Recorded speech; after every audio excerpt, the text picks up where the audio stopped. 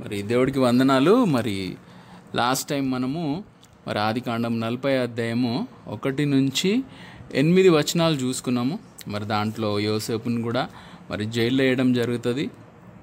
జైల్లో వేసిన తర్వాత మరి యోసేపు అక్కడ మరి యోసేపు మీద అక్కడ ఉన్న జైలు అధికారికి దేవుడు కనికరం కలుగజేస్తాడు. కనికరం కలుగజేసిన తర్వాత యోసేపు జైల్లో కూడా అధిపతి అయిపోతాడు. అధిపతి అయిన తర్వాత కొన్ని రోజులకి ఆ జైలుకి మరి ఫరో రాజుకి పరిచర్య చేసే ఇద్దరు వ్యక్తులు వస్తారు. ఒక వ్యక్తి ఏమో మరి ఫరోకి ద్రాక్షారసము అంటే పానం అందించే వ్యక్తి, డ్రింక్ అందించే వ్యక్తి. ఇంకొక వ్యక్తి ఏమో మరి తినడానికి తినే వస్తువులు అంటే రొట్టె అందించే వ్యక్తి. మరి వీళ్ళిద్దరూ జైలుకి రావడం జరుగుతుంది కదా. జైలుకి వచ్చిన తర్వాత వాళ్ళకి కళలు వస్తాయి, ఇద్దరికి కళలు వస్తాయి. కళలు వచ్చి వాళ్ళు చాలా విచారంగా ఉంటారు, బాధగా ఉంటారు.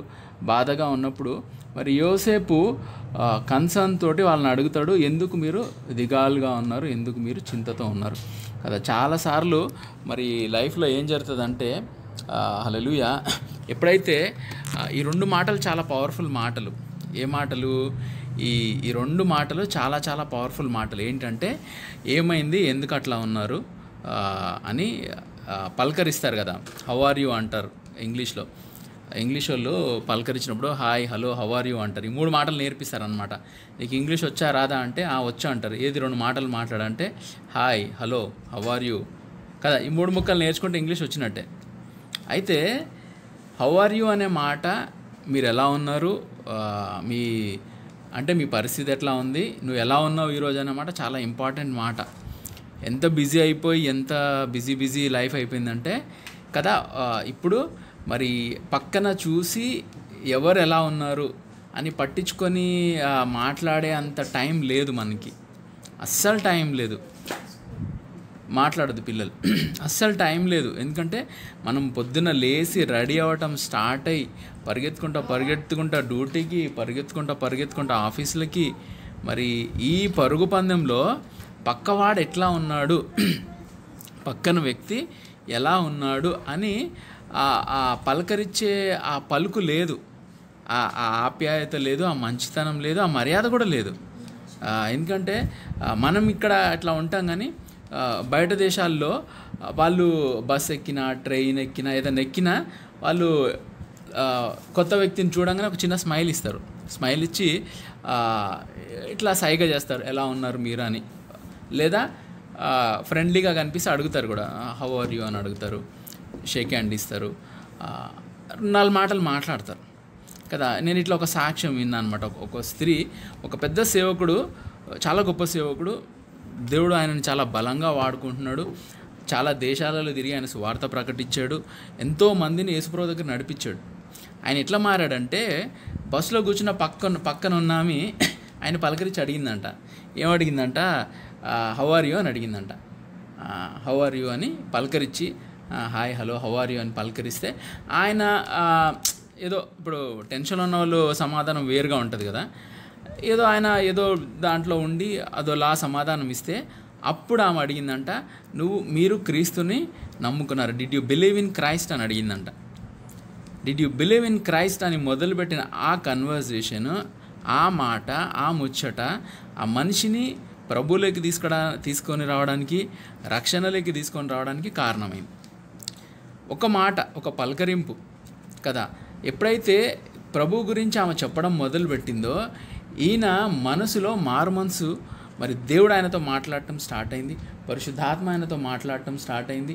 దేవుడు ఆయన మనసుని చేంజ్ చేసి హల్లెలూయా ఆయన మనసుని మరి ఆయన వైపు మళ్ళించుకోవడానికి ఆమె మాటలు కారణమైనాయి. ఈయనేమో ఫేర్ వైట్ ఇంగ్లీష్ మ్యాన్, తెల్లవుడు, ఈమెమో నీగ్రో వ్యక్తి, చిన్న ఉద్యోగం చేసుకున్న నీగ్రో వ్యక్తి కదా. హౌ ఆర్ యూ, ఎలా ఉన్నారు అని ఆ పలకరించే ఆ 4 మాటలు కదా హల్లెలూయా చాలా చాలా చాలా డిఫరెన్స్ తీసుకొస్తాయి మన ఎదుటి వాళ్ళ లైఫ్లో. కానీ ఇప్పుడు ఏమైపోయిందంటే మనమే రకరకాల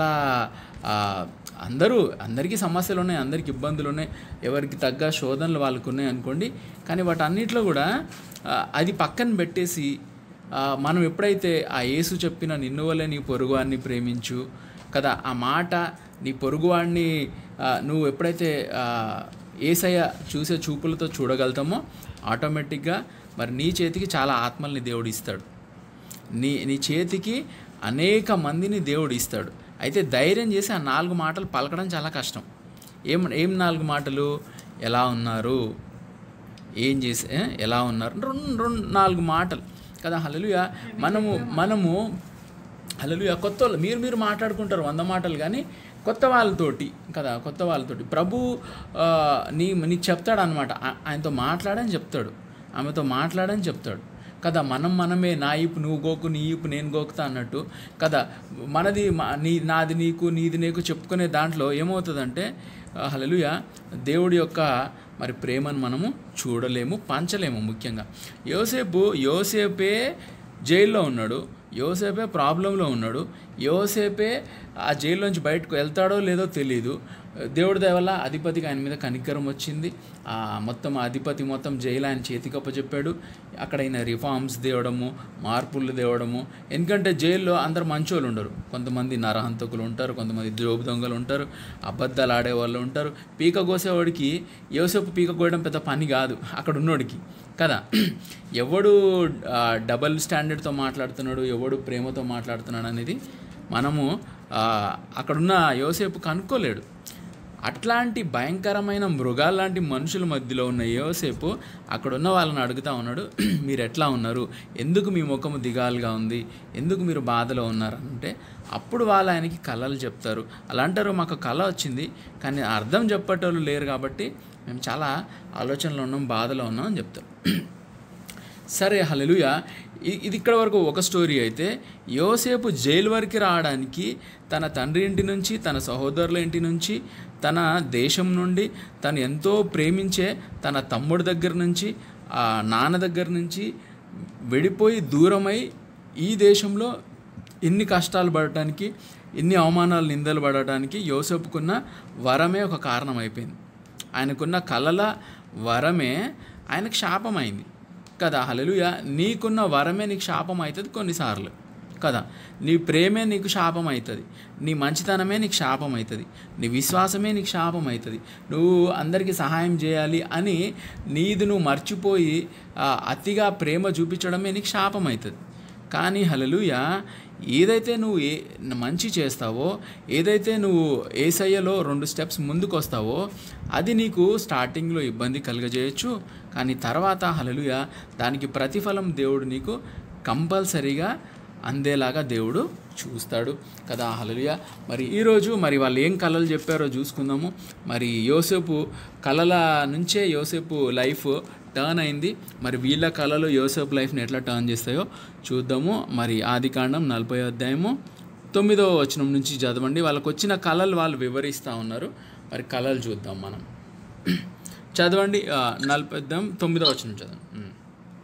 అప్పుడు పానదాయకుల అధిపతి యోసేపును చూచి, నా కలలో ఒక ద్రాక్షావల్లి నా ఎదుట ఉండెను, ఆ ద్రాక్షావల్లికి 3 తీగలు ఉండెను, అది చిగిరించున్నట్టు ఉండెను, దాని పువ్వులు వికసించెను, దాని గెలలు పండి ద్రాక్ష ఫలములాయెను, మరియు ఫరో గిన్నె నా చేతిలో ఉండెను, ఆ ద్రాక్ష ఫలములు నేను పట్టుకొని ఫరో గిన్నె వాటిని పిండి ఆ గిన్నె ఫరో చేతికి ఇచ్చి తినని తన కలను అతనితో వివరించి చెప్పాను.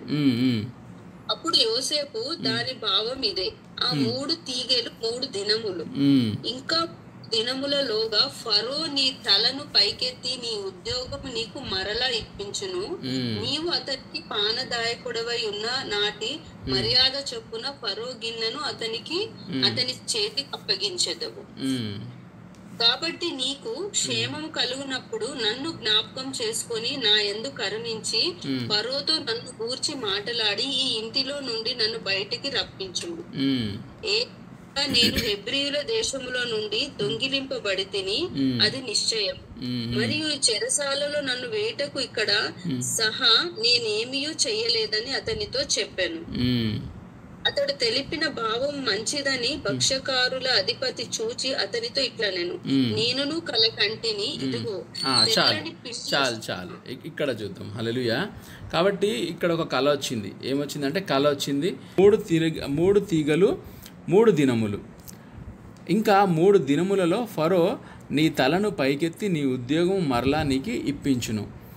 అయితే ఆయన అంటున్నాడు, ఇంకా 3 రోజుల్లో, ఆ 3 తీగలు 3 దినాలకి సూచన.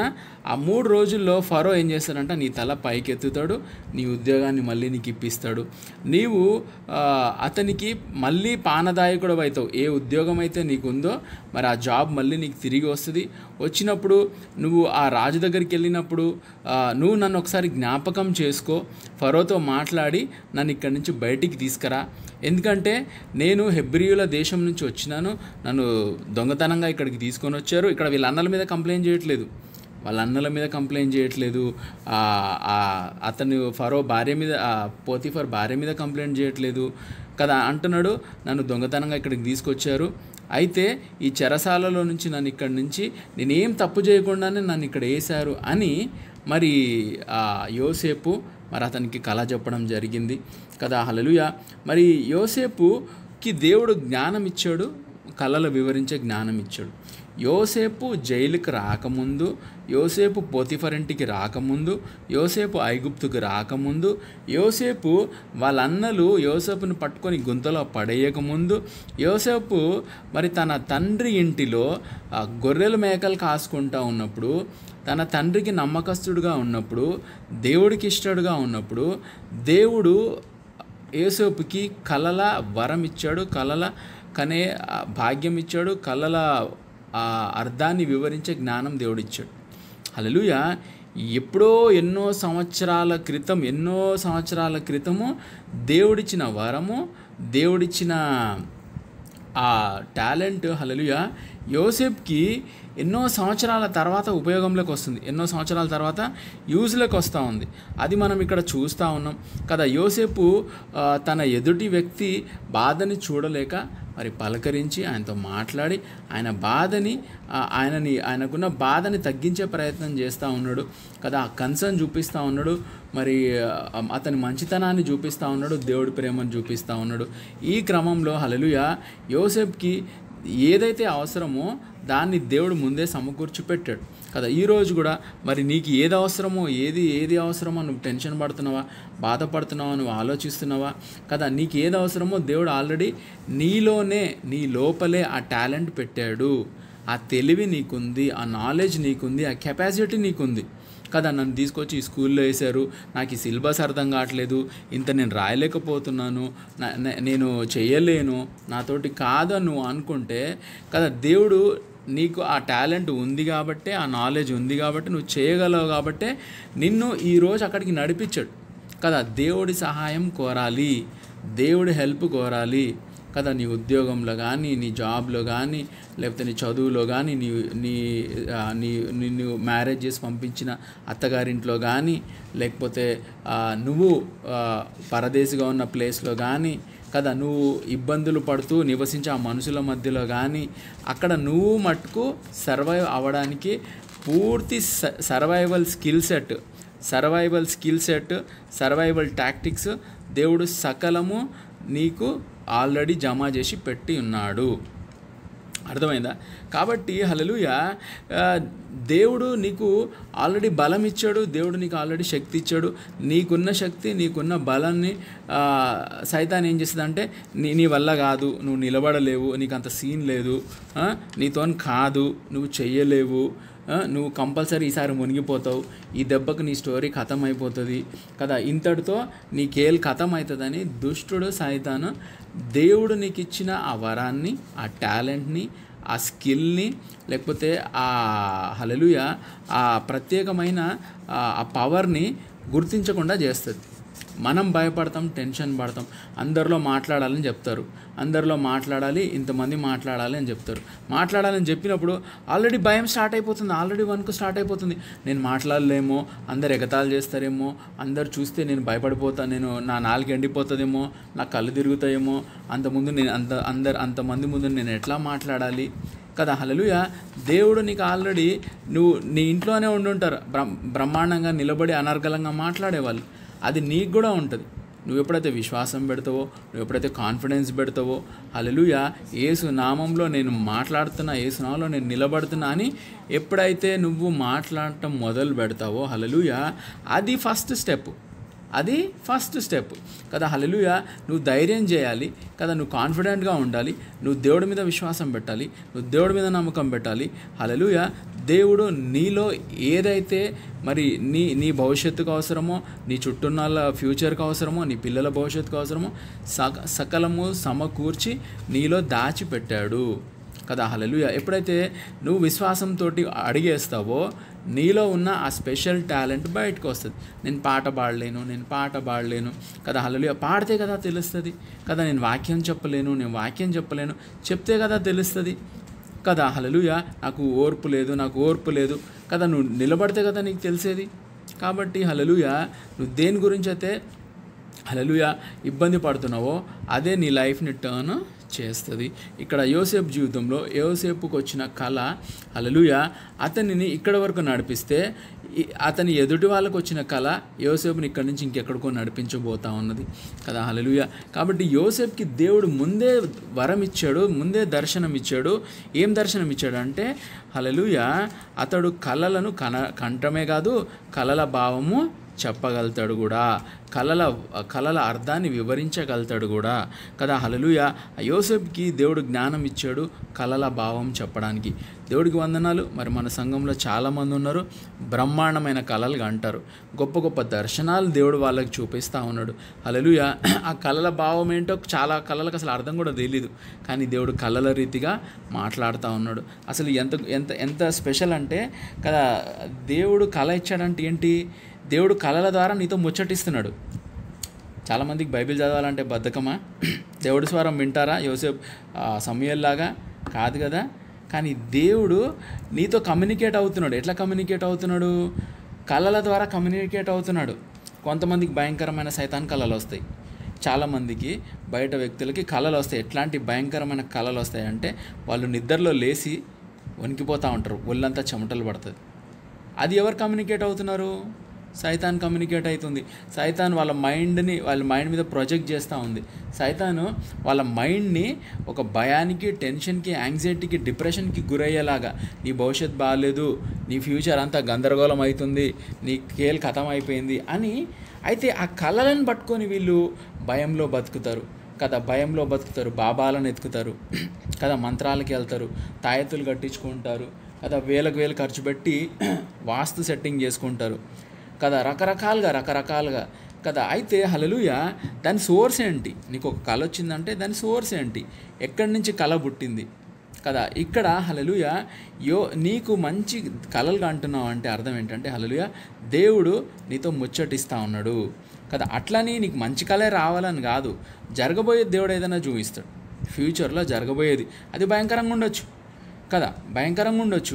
కదా. అది ఏం జరుగుతుందో, ఏం జరగబోతుందో, ఎవరికో కీడు జరిగేది చూపెట్టచ్చు. లేచి భయపడి నాకు ఇట్లాంటి చెడ్డకలు వచ్చింది ఏంటి, సైతాన్ పెట్టిందా ఏంటి కళ అని అర్థం చేసుకొని దేవుడు నీతో మాట్లాడుతున్నాడా, ఎవరికైనా జరగబోతుందా, ప్రార్థన చేయాలి కదా. దేవా, ఇది ఎవరికి జరగొద్దు దేవా, దీన్ని మీరు కొట్టేయండి దేవా, నాకు చూపించినందుకు వందనాలు కదా. కొన్ని వేల సంవత్సరాల క్రితము యోసేపుతో మీరు ఏ కళల ద్వారా అయితే కమ్యూనికేట్ అయ్యారో, ఇప్పుడు వాట్సాప్ ద్వారా కమ్యూనికేట్ అవుతున్నాం, ఫేస్బుక్ ద్వారా కమ్యూనికేట్ అవుతున్నాం, ఇన్స్టాగ్రామ్ ద్వారా రకరకాల ఈమెయిల్ ద్వారా కమ్యూనికేట్ అయితే, ఆ రోజుల్లో దేవుడు మరి ఎన్నో వేల కిలోమీటర్లు దూరం ఉన్న యోసేపుతో కళల ద్వారా కమ్యూనికేట్ అయ్యాడు కదా. హల్లెలూయా. మరి యోసేపుకి ఇచ్చిన వరం ఒకవేళ దేవుడు నీకు ఇచ్చుంటే, నిన్ను యోసేపుని ఎట్లా ప్రేమించాడో అట్లా నిన్ను దేవుడు ప్రేమిస్తున్నాడు. యోసేపుని ఎట్లా ప్రేమించాడో దేవుడు నిన్ను అట్లా ప్రేమిస్తే, మరి నువ్వు యేసయ్యని, దేవుణ్ణి యోసేపులాగా ప్రేమిస్తున్నావా కదా. రెండు సైడ్లు ఉండాలి కదా ప్రేమ కదా. ఆయన నిన్ను యోసేపులాగా ప్రేమించి, నిన్ను ప్రత్యేకపరిచి, నిన్ను స్పెషల్గా ట్రీట్ చేసి కదా. హల్లెలూయా. మరి నీతో ఆయన ముచ్చటిస్తున్నప్పుడు మరి నువ్వు ఆయనతో ముచ్చటిస్తున్నావా లేదా కదా. ఇది మనము అర్థం చేసుకోవాలి. హల్లెలూయా. అయితే ఈయన కళకు వివరణ చెప్తా ఉన్నాడు. 3 రోజుల్లో నీ జాబ్ నీకు వస్తుంది, నువ్వు మళ్ళీ ఫరోకు ద్రాక్షారసం అందిస్తావు, నీ ఉద్యోగం నీకు వస్తుంది, దేవుడు నీ తల పైకెత్తబోతా ఉన్నాడు కదా. హల్లెలూయా. ద్రాక్షారసము యేసు రక్తానికి సూచన. యేసు రక్తము కదా నీ తల పైకెత్తుతుంది, నీ తల పైకెత్తుతుంది. పోయిన నీ ఉద్యోగము, పోయిన నీ సంపద, పోయిన నీ పరువు, పోయిన నీ ప్రతిష్ట, పోయిన నీ మర్యాద, పోయిన నీ హల్లెలూయా హక్కు దేవుడు తిరిగి యేసు రక్తం ద్వారా నీకు తిరిగి ఇవ్వబోతున్నాడు. హల్లెలూయా. యేసు రక్తంకు ఉన్న ప్రాముఖ్యత మరి ద్రాక్షారసము మరి సూచనగా ఉన్నది. అయితే ఇక్కడ యోసేపు అతనికి వివరణించి చెప్తా ఉన్నాడు, నీ జాబ్ నీకు మళ్ళీ వస్తుంది, అప్పుడు నువ్వు నన్ను జ్ఞాపకం చేసుకో. నాకు జరిగిన అన్యాయం, అతనికి జరిగిన అన్యాయం గురించి మరి అతడు చెప్తున్నాడు, కానీ ఎవరి మీద కంప్లైంట్ చేయట్లేదు. మనకి మనుషుల మీద కంప్లైంట్ ఉంటుంది, మనుషుల మీద కంప్లైంట్ ఉంటుంది కదా. ఎందుకంటే మనకు కనిపించేది వాడే, కానీ వాడి బుర్రలో దూరిన మరి ఆ సైతాన్ని మనము మరి చాలాసార్లు గుర్తుపట్టుకోలేము. కాబట్టి ఇట్లాంటివి జరుగుతూ ఉంటాయి. ఎప్పుడైతే అతడు మరి కళకు వివరణ చెప్పాడో అక్కడ ఉన్న మరి భక్షకారుల అధిపతి, అంటే రాజు తినే భోజనాల మీద ఉండే అధిపతి, ఆ భోజనాలను అందించే అధిపతి కూడా నేను కూడా ఒక కళ కన్నా అని చెప్తా ఉన్నాడు. మరి అది చదువుతారు సిస్టర్, చదవండి సిస్టర్ 16వ వచనం నుంచి. 16 కదా బ్రదర్. అతడు తెలిపిన భావము మంచిదని భక్షకారుల అధిపతి చూచి అతనితో ఇట్లనెను, నేనును కల కంటిని, ఇదిగో తెల్లని పిండి వంటలు గల 3 గంపలు నా తల మీద ఉండెను. మీది గంపలో ఫరో నిమిత్తం సమస్త విధములైన పిండి వంటలు ఉండెను. పక్షులు నా తల మీద నున్న ఆ గంపలో నుండి వాటిని తీసుకొని తినుచుండెను. అందుకు యోసేపు దాని భావం ఇదే, ఆ 3 గంపలు 3 దినములు, ఇంకా 3 దినములలోగా ఫరో నీ మీద నుండి నీ తలను పైకెత్తి మ్రాను మీద నిన్ను వ్రేలాడదీయించును. అప్పుడు పక్షులు నీ మీద నుండి నీ మాంసమును తినివేయునని ఉత్తరం ఇచ్చారు. అయితే ఇక్కడ కళ చెప్తా ఉన్నాడు. ఈయనకు అనిపించింది, ఆయన కళ వచ్చింది కదా, ఆయన కళ మంచి కళ వచ్చింది కాబట్టి మరి ఆయన నచ్చింది, ఈయనకు ఆ కళ నచ్చి ఈయన అంటాడు, అరే నాకు కూడా ఒక కళ వచ్చింది, ఆ కళకి మీరు భావం చెప్పండి అని చెప్పి యోసేపుకి కళ చెప్తాడు కదా. ఏమని చెప్తారంటే తన నెత్తి మీద మరి 3 గంపలు ఉన్నాయి, ఆ 3 గంపల్లో పిండి వంటలు ఉన్నాయి. ఆ పిండి వంటలు అతడు నెత్తి మీద ఉన్నప్పుడు పక్షులు వచ్చేసి మరి నా తల మీదనున్న ఆ గంపలో నుండి వాటిని తీసుకొని తినుచుండెను.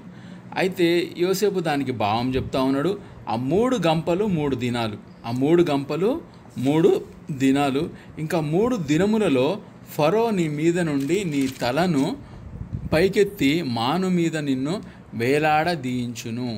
అప్పుడు పక్షులు నీ మీద నుండి నీ మాంసము తినివేయునని ఉత్తరం ఇచ్చు. అయితే ఇతనికి వచ్చిన కళ చెడ్డ కళ, ఇతనికి వచ్చిన కళ చెడ్డ కళ కదా. 3 గంపలు ఉన్నాయి, 3 రోజులు, అన్ని పిండి వంటలు ఉన్నాయి, బాగానే ఉంది.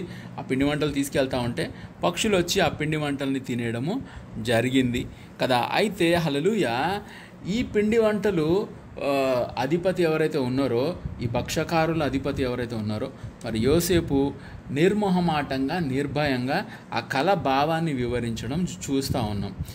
ఈయన ఫీల్ అవుతాడేమో, ఈయన ఏమన్నా అనుకుంటాడేమో, ఈయనకు చెప్తే ఈయన ఏమన్నా మనసును వచ్చుకుంటాడేమో అని అనుకోకుండా ఉన్నట్టుగా ఆయన నిర్మోహమాటంగా మరి ఆయనకి కళని వివరించి చెప్తా ఉన్నాడు. 3 రోజుల్లో ఫరో నీ తల పైకెత్తుతాడు, పైకెత్తిన తర్వాత నిన్ను వేలాడదీస్తాడు కదా, నిన్ను వేలాడదీస్తాడు. మరి ఇంగ్లీష్లో మరి హ్యాంగ్ యూ అనే ట్రీ అని ఉంది. హీ విల్ హ్యాంగ్ యూ అనే tree and birds will eat the flesh from you కదా. నిన్ను వేలాడదీసినప్పుడు పక్షులు, ఆకాశ పక్షులు వచ్చి కదా నిన్ను తినేస్తాయి, నీ శరీరాన్ని తినేస్తాయి, నువ్వు చనిపోతావని చెప్పడం జరిగింది కదా. హల్లెలూయా. ఇక్కడ కూడా మనం ఒక సూచన చూస్తూ ఉన్నాము, ఇక్కడ కూడా ఒక ఎగ్జాంపుల్ చూస్తూ ఉన్నాము కదా. సంఘంలో, దేవుడి సంఘంలో, దేవుడి సన్నిధిలో 2 రకాల మనుషులు ఉంటారు కదా. ఒకళ్ళు దేవుడి కృప పొందిన వాళ్ళు ఉంటారు, ఇంకొకళ్ళు కదా శపించబడిన వాళ్ళు ఉంటారు, ఇంకొకళ్ళు శాపగ్రస్తులైన వాళ్ళు ఉంటారు కదా. పక్కపక్కనే ఉంటారు. ఒకడంట ఎత్తబడతాడంట, ఒకడంట విడవబడతాడంట కదా. యేసయ్య రాకడలో ఇద్దరు ఉంటారు, ఇద్దరు తిరగడి విసులుతూ ఉంటారు. ఒకళ్ళేమో ఎత్తబడతారు, ఒకళ్ళేమో విడవబడతారు కదా. ఎందుకు విడవబడ్డారు, ఎందుకు ఎత్తబడ్డారు అనేది వారి వారి విశ్వాసం బట్టి, వారి వారి నీతిని బట్టి, వాళ్ళ ప్రవర్తనను బట్టి, దేవుడి దగ్గర వాళ్ళ మనసు ఎట్లా ఉందో దాన్ని బట్టి డిసైడ్ అయి ఉంటుంది కదా. అయితే ఇక్కడ ఒక వ్యక్తి మరి రక్షించబడతా ఉన్నాడు, ఇంకొక వ్యక్తి నశించిపోతూ ఉన్నాడు. మనం అనుకుంటాం చర్చికి వెళ్ళిన వాళ్ళందరూ మంచోళ్ళు, చర్చికి వెళ్ళిన వాళ్ళందరూ పరలోక రాజ్యం వెళ్తారు, మందిరంలో ఉన్న వాళ్ళందరూ చాలా ఉత్తములు, మందిరంలో దేవుడి పనిలో కూర్చున్న వాళ్ళంతా చాలా గొప్పోళ్ళు అనుకుంటాం. కానీ వాళ్ళ కళ, వాళ్ళ కర్మ, వాళ్ళ ప్రవర్తన, వాళ్ళ స్థితిగతులు దేవుడికి తెలుసుంటాయి కదా. కాబట్టి హల్లెలూయా కదా, దేవుడికి తెలుసు కదా. రక్షించబడే వాళ్ళు ఉన్నారు, విడవబడే వాళ్ళు కూడా ఉన్నారు. చర్చికి వెళ్ళిన వాళ్ళందరూ రక్షించబడరు, సేవ చేస్తున్న వాళ్ళందరూ రక్షింపబడరు కదా. దేవుడి పనిని మరి ఏ మనసుతో చేస్తూ ఉన్నారు, దేవుడికి ఇష్టంగా ఉన్నారా, లేదంటే ఒక నటనా జీవితంతో లేకపోతే వేషధారణ కలిగి ఉన్నారా అనేది కూడా మరి హల్లెలూయా మరి అక్కడ డిసైడింగ్ ఫ్యాక్టర్గా పని చేస్తుంది కదా. ఇతడు మరి మనం ఇక్కడ రొట్టెను చూస్తూ ఉన్నాం, ద్రాక్షారసాన్ని చూస్తూ ఉన్నాం కదా. మనం ప్రభు బల్ల తీసుకున్నప్పుడు మరి ద్రాక్షారసం మనం తాగుతాము, హల్లెలూయా మరి యేసయ్య రక్తానికి సూచనగా ఉన్నది కదా. యేసయ్య శరీరాన్ని మనం తింటాం, యేసయ్య శరీరాన్ని తింటాం కదా. యేసయ్య అంటాడు మరి నన్ను మరి నా శరీరము ఎవరైతే నన్ను తింటారో, మరి నా ద్రాక్షారసం తాగుతారో వాళ్ళే మోక్షానికి వెళ్తారని చెప్తాడు కదా. మరి అది తినాలి, మరి యేసు శరీరం తినాలి, యేసయ్య రక్తంలో పాలు పొందాలంటే బాప్తిజం తీసుకోవాలి, పాపాలు ఒప్పుకోవాలి. బాప్తిజం తీసుకొని పాపాలు ఒప్పుకొని పాపక్షమాపణ పొందుకొని అప్పుడు బల్లలో పాలు పొందాలి. అప్పటి వరకు నీకు ఎవరు బల్ల ఇవ్వరు కదా. అయితే నువ్వు ఇంకా ద్రాక్షారసం దగ్గరికే రాలేదు, నువ్వు ఇంకా బల్ల తీసుకునే దాని దగ్గరికే రాలేదు. బల్ల తీసుకోవాలంటే నీకు 100 రిస్ట్రిక్షన్స్ కదా. పాపం వదిలిపెట్టలేవు, తప్పులు మానుకోలేవు, అట్లా అని కదా. మళ్ళీ వచ్చి బల్లలో అందరు చూస్తున్నారని బల్లలో చేయేస్తాం కదా. ఎవరు కదా, అందరు చూస్తున్నారని ద్రాక్షారసం తీసుకోవడం, అందరు చూస్తున్నారని బల్ల తినడము కదా. నీ మనసుకి తెలవాలి, నీ మనసాక్షికి తెలవాలి, నేను ఈ ప్రభు శరీరాన్ని రక్తాన్ని తాకడానికి నేను అర్హున్నా, నాకు ఆ అర్హత ఉందా, నేను ఏం చేశాను, నేను ఏం మాట్లాడాను, నేను ఏం చూశాను, నేను ఎట్లాంటి వ్యక్తిగా ఉన్నాను, ఇవన్నీ కూడా మరి మనము అర్థం చేసుకోవాలి, అవన్నీ మనము గ్రహింపు చేసుకోవాలి కదా. అవన్నీ గ్రహింపు చేసుకోకుండా ప్రభు శరీరంలో ఎవడైతే పాల్పొందుతాడో, ప్రభు శరీరాన్ని ఎవడైతే తాకుతాడో వాడు శాపగ్రస్తుడు, వాడు నరకానికి దారి తయారు చేసుకుంటున్నాడు. నేను పోయిన సండే చెప్పిన, ఇక్కడ దేవుడి మందిరంలో ఆశీర్వాదాలు పొందుకోవడానికి ఎంత అవకాశం ఉందో, మేలులు పొందుకోవడానికి ఎంత అవకాశం ఉందో, అంతకు 200 అవకాశం ఉంది శాపగ్రస్తులు కావడానికి, అంతకు 200 అవకాశం ఉంది నాశించిపోయి నరకానికి పోవడానికి కదా. కాబట్టి గుర్తుపెట్టుకోవాలి, ఆలోచన చేసుకోవాలి, దేవుడి శరీరం దగ్గరికి రావడానికి, దేవుడి రక్తాన్ని తాకడానికి కదా. బాప్తిజం తీసుకోవాలి కదా. దీనికి ఇంకా నేను పాపంలో ఉన్నాను కదా, నేను బాప్తిజం తీసుకోను, నేను బాప్తిజమే తీసుకోను, నేను అన్నీ మానుకున్నాక తీసుకున్నా అంటే సచ్చే వరకు మానుకోలేవు, అంటే సచ్చే వరకు తీసుకోవా కదా. మన శరీరం బలహీనత, మన వీక్నెస్కి నువ్వు ఎప్పుడైతే బాప్తిజం తీసుకుంటావో, రక్షణ తీసుకుంటావో, నీకు ఒక కమిట్మెంట్ వస్తుంది, నీకు ఒక భయం వస్తుంది, నువ్వు దేవుడికి చూపిస్తున్నావు, నేను నిన్ను ప్రేమిస్తున్నానయ్యా, నేను నా తప్పుల పాపాలు ఒప్పుకుంటున్నానయ్యా, నేను ఇన్ని రోజులు తెలిసి తెలవక బుద్ధి తక్కువ చేసినాను, నేను ఇంకోసారి చేయను, నన్ను క్షమించు అని క్షమాపణ కోరి బాప్తిజం తీసుకుంటే దేవుడు ఆయన రక్తంతో కడిగి నిన్ను క్షమిస్తూ ఉన్నాడు. నిన్ను పాపంలో నుంచి, నువ్వు చేసిన తప్పుల్లోంచి, నిన్ను ఆ బాప్తిజం తొట్టులోంచి నువ్వు బయటకు వచ్చినప్పుడు నీ తల్లి గర్భంలో నుంచి నువ్వు ఎంత నిష్కపటంగా నిష్కలంకంగా బయటకు వచ్చావో అంత నిష్కపటంగా నిష్కలంకంగా దేవుడు నిన్ను బయటికి తీస్తాడు. దాని తర్వాత ఉండే శోధన, టెంప్టేషన్, పోరాటంలో దేవుడు తన పరిశుద్ధాత్మ శక్తినిచ్చి నీకు సహాయం చేస్తాడు. ఆయన 2 చేతులు చాపున్నాడు, రా నేను నీకు హెల్ప్ చేస్తా అని. లేదు నేను నా వల్ల కాదు, నాకు ఇంకా టైం ఉంది కదా. ఎట్లా తెలుస్తుంది నీకు ఇంకా టైం ఉందో లేదో కదా. మొన్న వాయనాడులో పెద్ద కొండలు మౌంటైన్ ఒక కేక్ ముక్కలాగా కరిగిపోయి వచ్చేస్తుంది కదా. వాళ్ళకి ఎట్లా తెలుస్తుంది టైం ఉందో లేదో. అటు side Uttarakhand side, Himachal Pradesh side చాలామంది టూరిస్టులు వెళ్ళారు అక్కడ అందమైన ప్రదేశాలను చూడటానికి. వాన వచ్చింది, వరద వచ్చింది కదా. అయితే ఆ వరదలు అవన్నీ వచ్చేసి చూస్తూనే వాళ్ళ చుట్టూన్న కాలు కిందన్న భూమి కదిలిపోయింది. కాబట్టి టైం ఉంది లేదు, ఈ వంకలు కుంటి సాకులు మరి దేవుడి దగ్గర పనికి రావు. అయితే హల్లెలూయా, ఇతనికి వచ్చిన కళ గురించి దేవుడు మరి హల్లెలూయా మరి ఆ యోసేపు అతనికి చెప్తా ఉన్నాడు కదా, 3 రోజుల్లో మరి నీకు కీడు జరగబోతూ ఉంది, నీ ఉద్యోగం పోతుంది, నిన్ను మరి ఉరి తీస్తారు, అప్పుడు పక్షులు వచ్చి నిన్ను తింటాయి అని చెప్పినప్పుడు మరి దాని తర్వాత ఏం జరిగింది అనేది మనకు అక్కడ క్లియర్గా లేదు. ఇక్కడ ఏం జరుగుతుందంటే ఈ 2 మాటల్లో మంచి మాట చెప్పినోడు ఇది నిజమే నాకు జరుగుతుంది అని అనుకొని ఉండొచ్చు. ఎవరికైతే చెడుగా వచ్చిందో భావము, అంటే రొట్టెలు గంప నెత్తి మీద పెట్టుకున్న వాడికి వాడేమనుకుంటాడంటే ఇది జరుగుతుందా అని అనుకొని ఉండొచ్చు కదా. దేవుడు సంఘంలో మంచి మాట్లాడతాడు కదా, హల్లెలూయా. అట్లనే హెచ్చరిక కూడా జారీ చేస్తాడు, వార్నింగ్ కూడా ఇస్తాడు. ఎవరినైతే పొగిడి, ఎవరినైతే మెచ్చుకొని, ఎవరినైతే షబాష్ అంటే వాళ్ళందరూ హ్యాపీ ఫీల్ అవుతారు. కానీ ఎవరినైతే హెచ్చరిస్తున్నాడో వాళ్ళు లైట్ తీసుకుంటారు. ఇదంతా మస్తు చూసినాంలే చాలా అని లైట్ తీసుకోవడం జరుగుతుంది. అప్పుడు ఇక్కడ ఏం జరుగుతుందంటే హల్లెలూయా, అది నేను పొగిడినప్పుడు నువ్వు పొంగిపోవడము, తిట్టినప్పుడు నువ్వు కృంగిపోవడం కాదు. పొగిడినా తిట్టినా హల్లెలూయా మనల్ని మనము మరి దేవుడి సన్నిధిలో ఒక అద్దంలో చూసుకున్నట్టు చూసుకోవాలి. వాక్యం చెప్పినప్పుడు దేవుడి సేవకుడు కదా నీ మీద గ్రడ్జ్ పెట్టుకొని, నీ మీద కోపం పెట్టుకొని నిన్ను తిట్టాలి, అట్లా కూడా ఉన్నారు మహానుభావులు. కానీ ముఖ్యంగా మన సంఘంలో మరి ఒకరి మీద దేవుడు వాక్యం మీద వంకబెట్టి తిట్టాలి, వాళ్ళని ఇట్లా అనాలి. హెచ్చరిక వచ్చినప్పుడు నిర్మోహమాటంగా, నిర్భయంగా ఇది తప్పు, ఇది తప్పు, ఇది తప్పు అని చెప్తాం. అది అర్థమయ్యే రీతిలో చెప్తాము, కఠినంగా చెప్తాము, కొట్టినట్టు కూడా చెప్పాల్సి వస్తుంది. మూర్ఖులు కొంతమందికి బుర్రలో ఎక్కదు కాబట్టి. ఇక నన్ను తిట్టారు, నన్ను అన్నారు, నేను ఇట్లా చేశారు, దాన్ని నేను మనసులో పెట్టుకుంటా అంటే కదా ఇది హల్లెలూయా మరి ముందు మరి తర్వాత దక్కలు తగిలినప్పుడు బాధపడాల్సి వస్తుంది కదా, హల్లెలూయా. అయితే 20వ వచనం నుంచి చూసుకుందాం. 20వ వచనం నుంచి 3వ దినమందు జరిగినదేమనగా, ఆ దినము ఫరో జన్మదినము గనుక అతడు తన సేవకులందరికీ విందు చేయించి వారి నడుమ పానదాయకుల అధిపతి తలను, భక్షకారుల అధిపతి తలను పైకెత్తి పానదాయకుల అధిపతి ఉద్యోగము మరల అతనికి ఇచ్చెను గనుక అతడు ఫరో చేతికి గిన్నెనిచ్చాను. మరియు యోసేపు వారికి తెలిపిన భావము చొప్పున భక్షకారుల అధిపతిని వ్రేలాడదీయించెను. అయితే పానదాయకుల అధిపతి యోసేపును జ్ఞాపకం చేసుకొనక అతనిని మర్చిపోయాడు. అయితే 3 రోజుల తర్వాత ఇప్పుడు యోసేపు కళ వివరించి చెప్పాడు.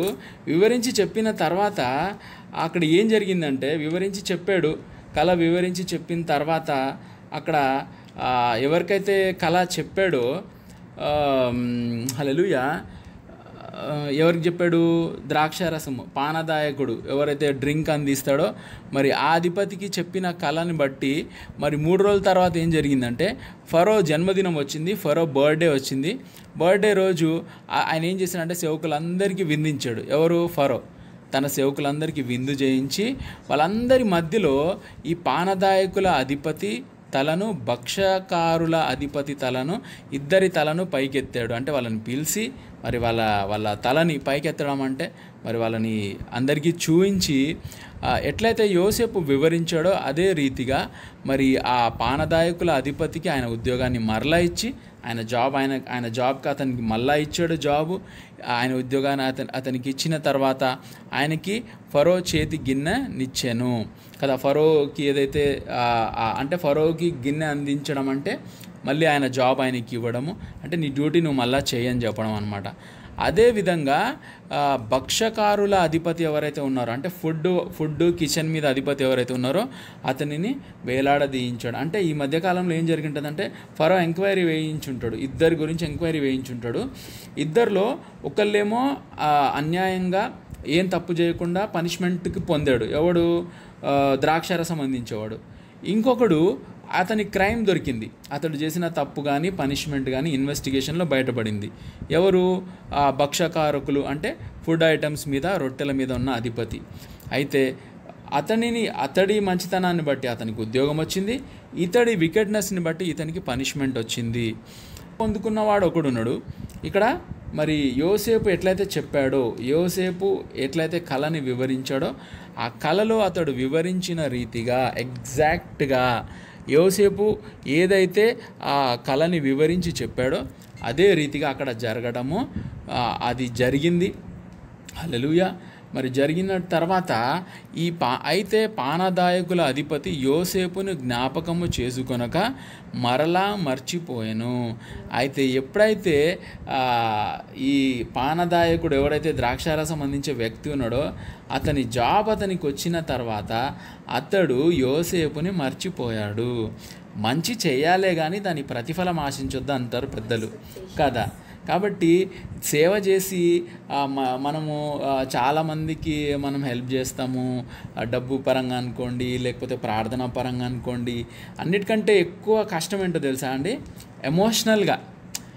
ఎమోషనల్గా వాళ్ళ బాధను షేర్ చేసినప్పుడు మనం వింటాం. వాళ్ళు ఎంత బాధ చెప్తే వాళ్ళ బాధ, వాళ్ళ సమస్యలు విని ఏం కాదని చెప్పేసి వాళ్ళని ఓదార్చి, వాళ్ళని ధైర్యపరిచి, అంత సపోర్ట్, మారల్ సపోర్ట్.